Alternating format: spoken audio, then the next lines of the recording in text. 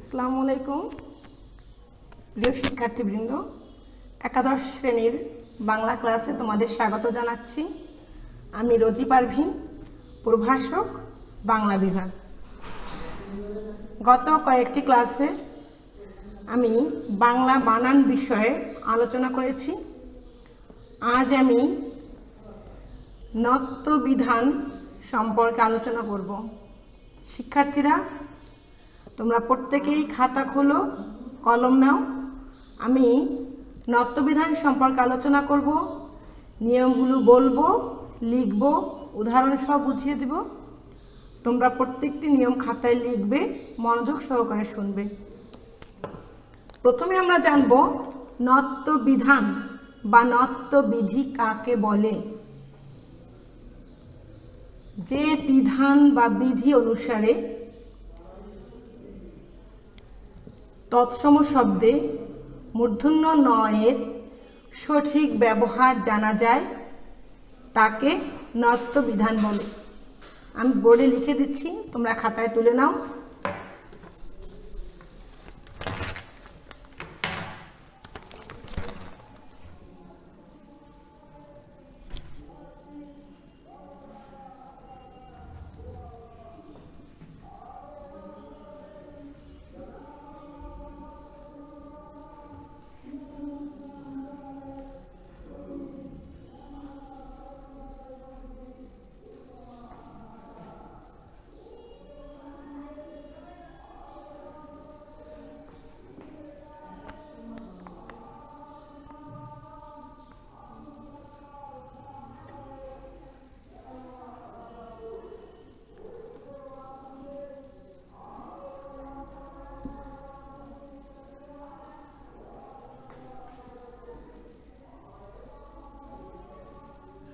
যে বিধান বা বিধি বা নিয়মের সাহায্যে মূর্ধন্য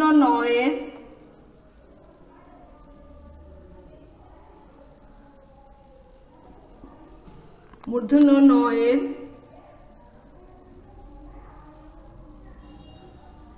সঠিক ব্যবহার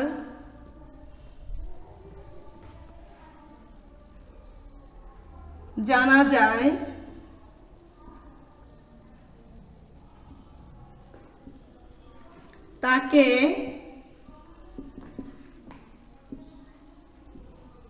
তাকে নত্যবিধান বলে। যেমন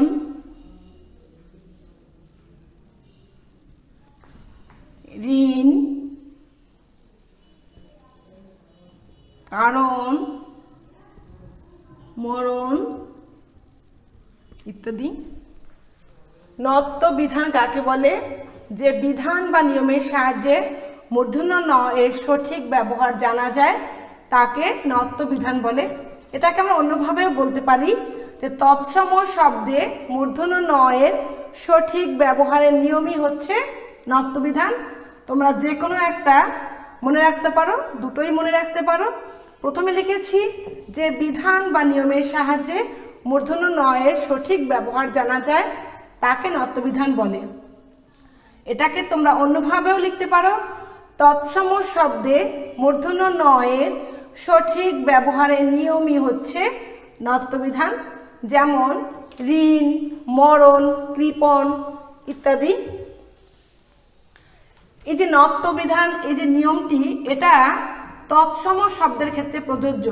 তৎসম শব্দ হচ্ছে সংস্কৃত শব্দ, তৎসম শব্দেই এই নিয়মটি প্রযোজ্য হবে। কিন্তু অন্য যে শব্দ রয়েছে তদ্ভব, দেশি, বিদেশি, সেখানে মূর্ধন্য ণ ব্যবহার করা হয় না। তৎসম শব্দে আমরা মূর্ধন্য ণ ব্যবহার করব। এখন আমরা জানব নত্যবিধান এর যে কিছু নিয়ম রয়েছে, অর্থাৎ আমরা কোথায় কোথায় মূর্ধন্য ণ ব্যবহার করব আমি সেগুলো বলবো, লিখব, তোমরাও লিখে নিবে। 1 নম্বর, সাধারণভাবে তৎসম শব্দে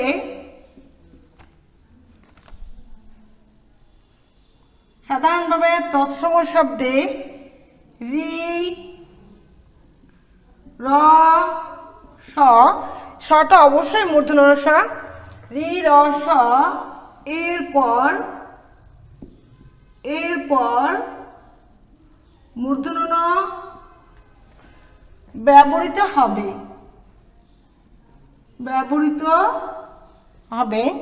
যেমন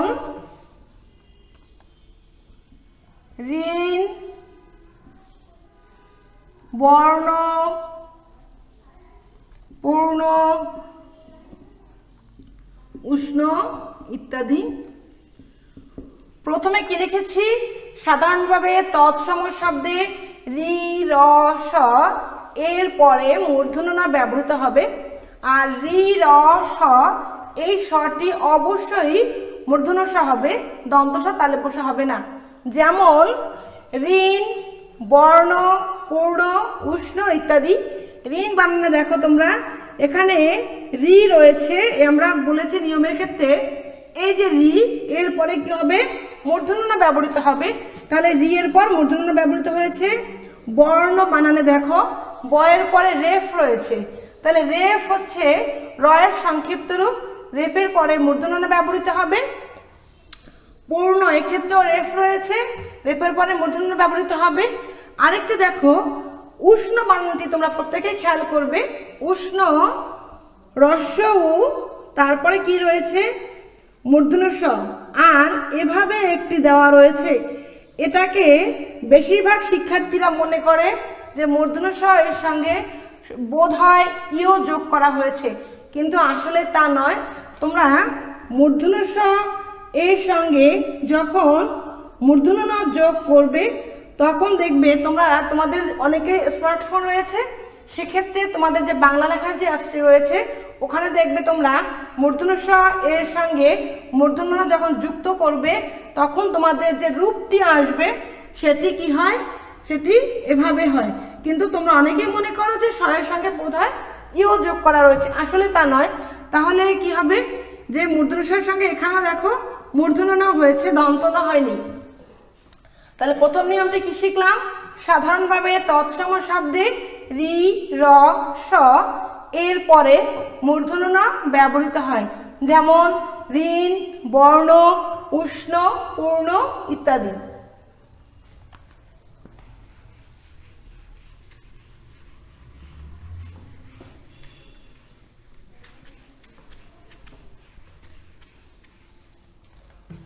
দুই নম্বর নিয়ম, র সমান র, রি, রেফ। রেফটাকে আমরা এভাবে অনেক সময় দিয়ে থাকি, কারণ কোনো শব্দ যখন লিখি তার উপরে আমরা রেফ ব্যবহার করি, এই জন্য আমরা একটা দাগ দিয়ে উপরে এভাবে লিখবো, র রি রেফ কমা রিকার। রিকারটাকে আমরা কিভাবে লিখি? এভাবে দিয়ে দেই কোনো বর্ণের সঙ্গে, রিকার। রফলা, রফলাটাকে আমরা কিভাবে লিখি? এভাবে লিখে ফেলি, রফলা। অথবা মূর্ধন্য স এর পরে যদি, অথবা মূর্ধন্য স এর পরে যদি স্বরবর্ণ ক বর্গের পাঁচটি বর্ণ, ক বর্গের পাঁচটি বর্ণ কি কি আমরা জানি? ক, খ, গ, ঘ, ও। এটি হচ্ছে পাঁচটি হচ্ছে ক বর্গের বর্ণ, ক, খ, গ, ঘ, ও। ক বর্গের পাঁচটি বর্ণ, প বর্গের পাঁচটি বর্ণ,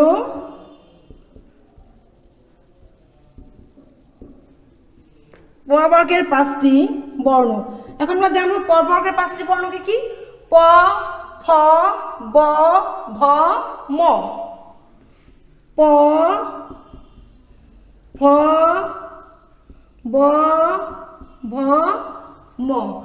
ক বর্গের পাঁচটি বর্ণ, প বর্গের পাঁচটি বর্ণ এবং অন্তস্থ জ এবং অন্তস্থ জ, অন্তস্থ অ, হ, অনুস্বর, এই বর্ণগুলোর ব্যবধান থাকে এই বর্ণগুলোর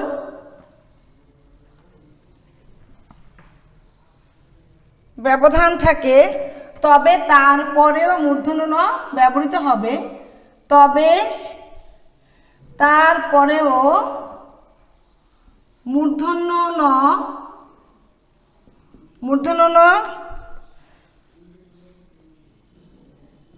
ব্যবহৃত হবে। যেমন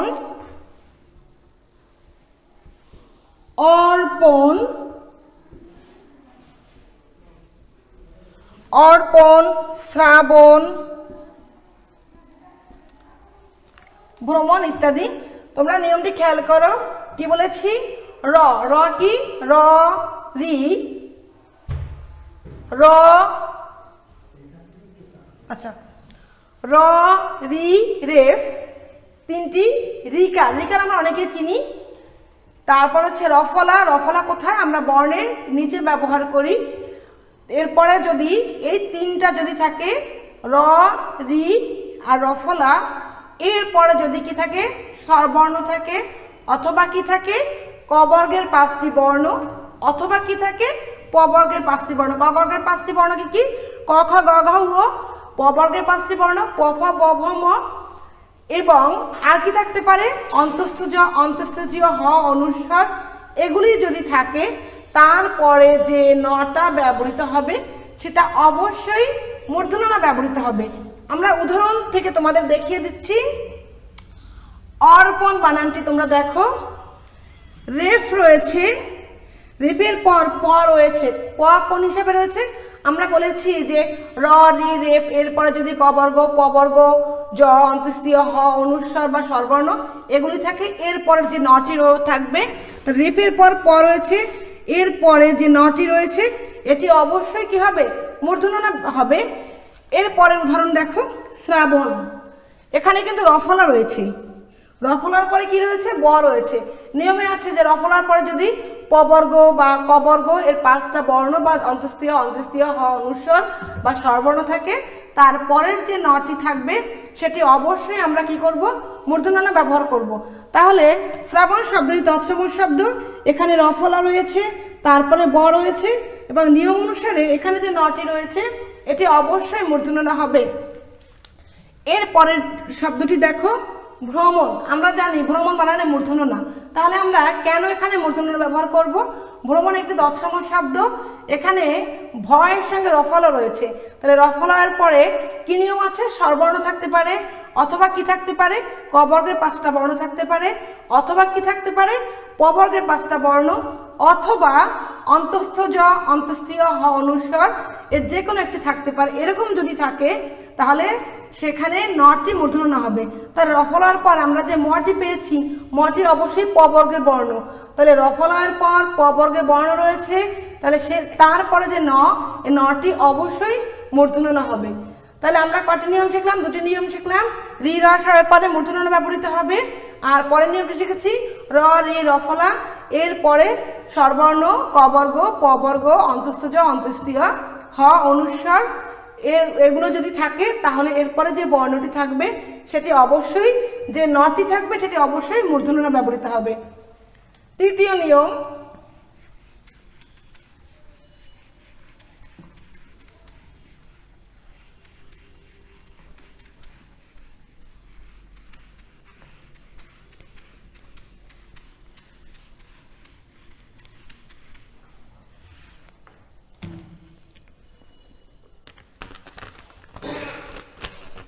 প্রো। 3 নাম্বার, প্রো, পরা, পরি, নির, এগুলো কি? এগুলো হচ্ছে উপসর্গ। এই 4টি উপসর্গের পর এই 4টি উপসর্গের পর নত্ব বিধি অনুসারে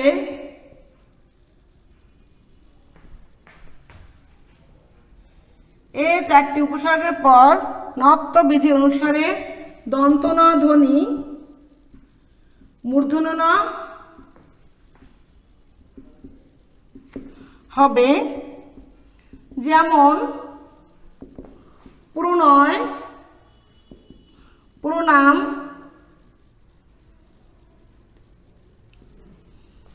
পরিণয়,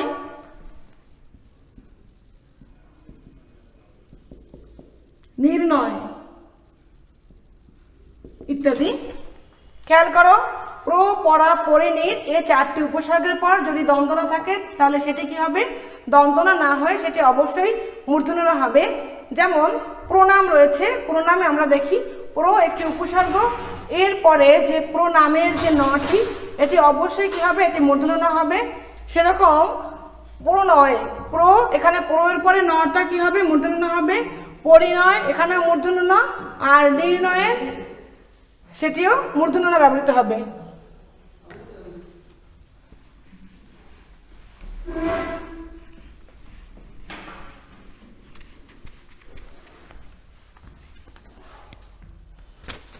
চার নাম্বার, পর, পার, উত্তর, চন্দ্র, নার, রাম শব্দের পর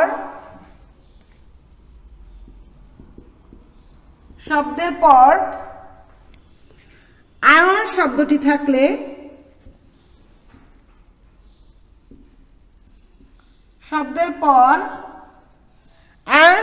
থাকলে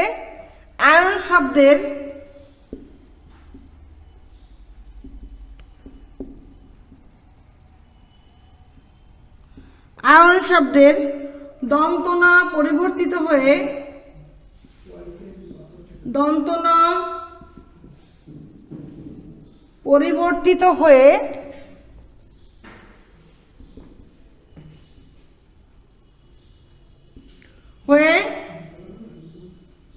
মূর্ধন্য হয়। যেমন উত্তরায়ণ, রামায়ণ, নারায়ণ ইত্যাদি। খেয়াল করো, পর, পার, উত্তর, চান্দ্র, নার এর পরে যদি আয়ন শব্দ যুক্ত হয় তাহলে কি হবে? আয়নের যে নটি থাকবে সেটি অবশ্যই মূর্ধন্য হবে। আমরা জানি রামায়ণ, নারায়ণ, চন্দ্রায়ণ, উত্তরায়ণ এইসব বানানে কি হয়? দন্তনা ব্যবহৃত হয় না, কোন না হয়? মূর্ধন্য ব্যবহৃত হয়। সেক্ষেত্রে কেন হয় আমরা দেখব। আমরা বলেছি যে উত্তর এর পর যদি আয়ন থাকে, উত্তর প্লাস আয়ন বানান এখানে আমরা দন্তনা দিব, কিন্তু যখন আমরা উত্তরায়ণ লিখব এই শব্দটি যখন যুক্ত করব তখন কি হবে? এই উত্তরায়ণের যে নটি সেটি দন্তনা থাকবে না, সেটি কি হবে? মূর্ধন্য না লিখব। সেরকম রাম যোগ আয়ন যখন আমরা রামায়ণ লিখব তখন কি হবে? এই যে দন্তনা যেটি থাকবে সেটি পরিবর্তিত হয়ে মূর্ধন্য হবে। সেরকম নারায়ণ বানানেও কি হবে? মূর্ধন্য দন্তনা পরিবর্তিত হয়ে মূর্ধন্য ব্যবহৃত হবে।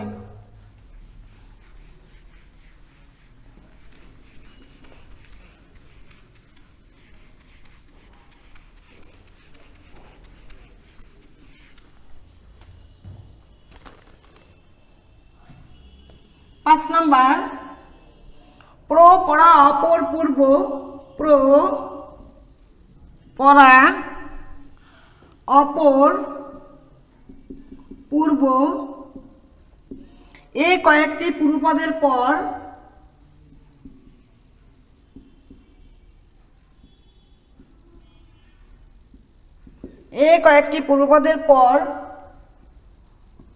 অন্য শব্দ থাকলে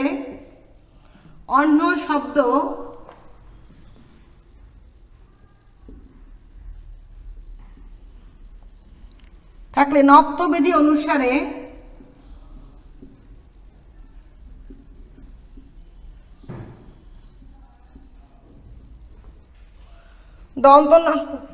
নত্যবিধি অনুসারে অন্য শব্দের দন্তনা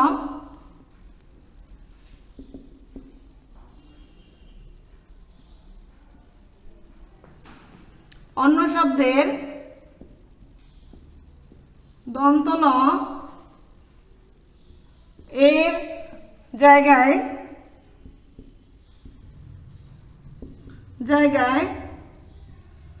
মূর্ধন্য ন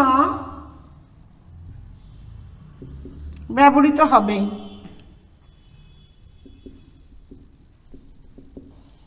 যেমন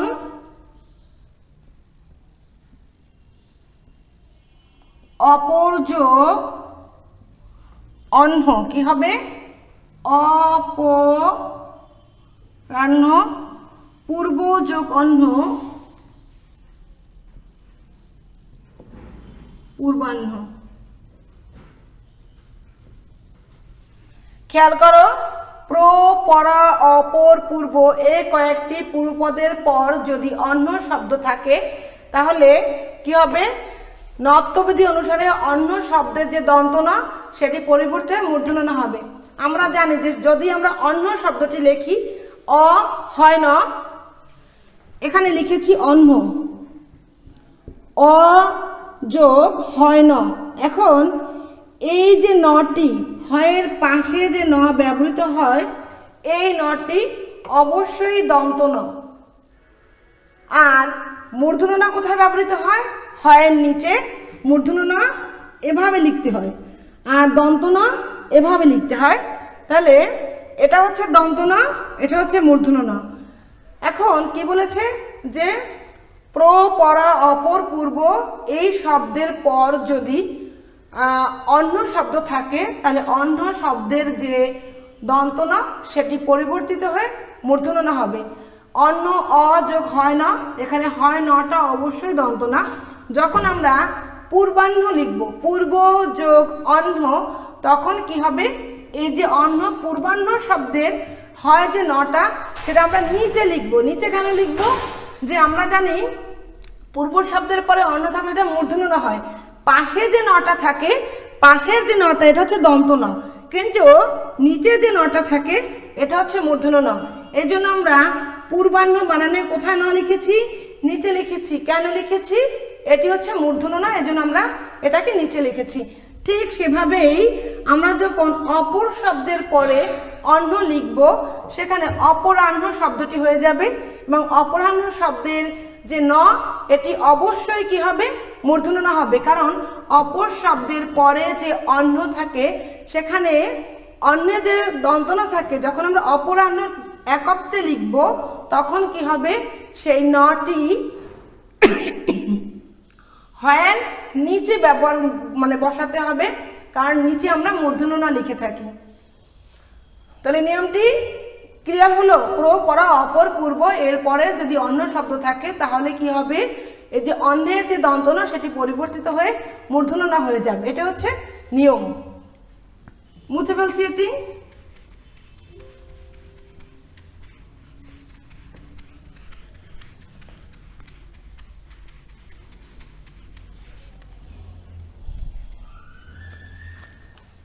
ছয় নাম্বার, যুক্ত ব্যঞ্জনে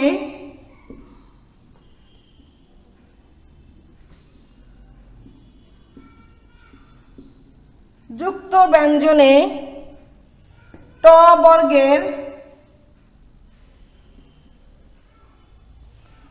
বর্গের বর্ণ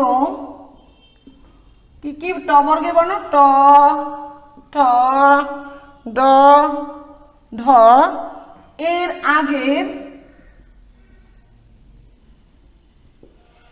আগের দন্তন ধ্বনি, এর আগের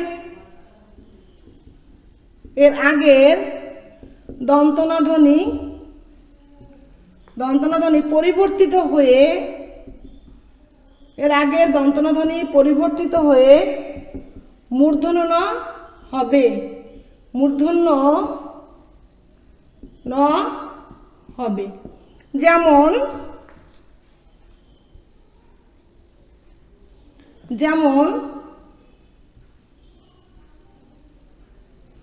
ঘণ্টা,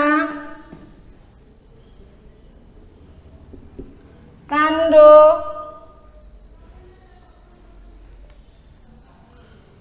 বন্টন। কি শিখলাম? যুক্ত বর্ণে ট বর্গের যে ধরে কি কি ট ঠ ড ঢ এই চারটি বর্ণের সঙ্গে যদি ন যুক্ত থাকে তাহলে কি হবে এর নটা অবশ্যই মূর্ধন্য ন হিসাবে ব্যবহৃত হবে।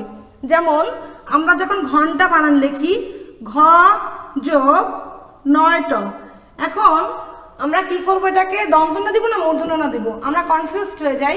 তাহলে আমরা কি শিখলাম যে যুক্ত ব্যঞ্জনে ট বর্গের যে চারটি বর্ণ রয়েছে ট ঠ ড ঢ এর সঙ্গে যে ন হবে এটি অবশ্যই কি হবে মূর্ধন্য ন হবে।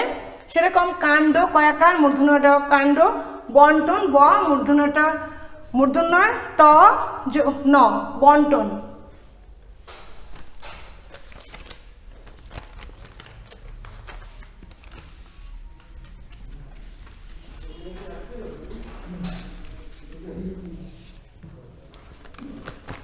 সাত নম্বর অগ্র ও গ্রাম শব্দের অগ্র ও গ্রাম শব্দের পর নয় দীর্ঘিকারে নি ধাতুর দন্তনা ধ্বনি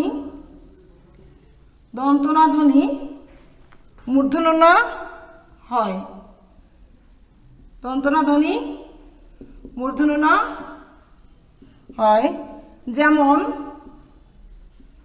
যেমন অগ্রণী, যেমন অগ্রণী গ্রামীণ কি আছে অগ্র ও গ্রাম এর পর যদি নি ধাতু থাকে তাহলে কি হবে অগ্র গ্রামের পর যে নটা হবে তাহলে সেই যে যে ন থাকবে সেটা দন্তনা না হয়ে কি হবে মূর্ধন্য ন ব্যবহৃত হবে। যেমন অগ্র এর পর যখন নি বসাবো অগ্রণী, আমরা অগ্রণী শব্দের সঙ্গে অনেকেই পরিচিত, অগ্রণী ব্যাংক যখন আমরা লিখব তখন কি হবে অগ্র শব্দের পরে যে নি ধাতু রয়েছে এখানে নটা কি হবে দন্তনা হবে না, এটাকে আমরা কি লিখবো মূর্ধন্য ন লিখবো। গ্রামের সঙ্গে গ্রাম যে শব্দ গ্রামীণ শব্দে আমরা কি করব যে নটা ব্যবহার করব, তাহলে সে নটা কি হবে অবশ্যই মূর্ধন্য ন হবে।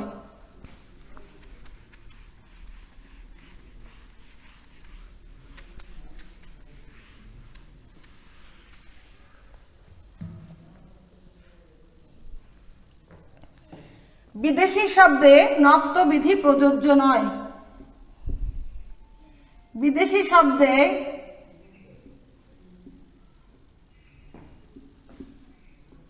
শব্দে নত্ব বিধি প্রযোজ্য নয়। যেমন স্টেশন, কারেন্ট, ক্যালেন্ডার, ক্যান্টনমেন্ট ইত্যাদি। যে আমরা জানি যে তৎসম শব্দে নত্যবিধি প্রযোজ্য, তৎসম শব্দে নত্যবিধি প্রযোজ্য, কিন্তু তৎসম শব্দ ছাড়া জন্য শব্দ হয় যদি বিদেশি শব্দ হয় সেক্ষেত্রে কি হয় নত্যবিধি প্রযোজ্য হয় না। স্টেশন, কারেন্ট, ক্যালেন্ডার ইত্যাদি শব্দ কি শব্দ বিদেশি শব্দ, এসব শব্দে যে ন ব্যবহার করব আমরা সেই নটা অবশ্যই দন্তনা থাকবে, এটা কিন্তু মূর্ধন্য ন ব্যবহার করা যাবে না। আমরা এতক্ষণ যে শব্দগুলো লিখেছি সেখানে আমরা দেখেছি যে আমরা কোন কোন ক্ষেত্রে মূর্ধন্য ন ব্যবহার করব, কিন্তু এই নিয়মটি ব্যতিক্রম। এই নিয়মের ক্ষেত্রে আমরা কি লিখেছি যে বিদেশি শব্দে নত্যবিধি প্রযোজ্য নয়। কি কি শব্দ হতে পারে, অনেক শব্দ হতে পারে, আমি উদাহরণস্বরূপ 3-4টি শব্দ লিখেছি, স্টেশন, ক্যালেন্ডার, কারেন্ট, ক্যান্টনমেন্ট ইত্যাদি।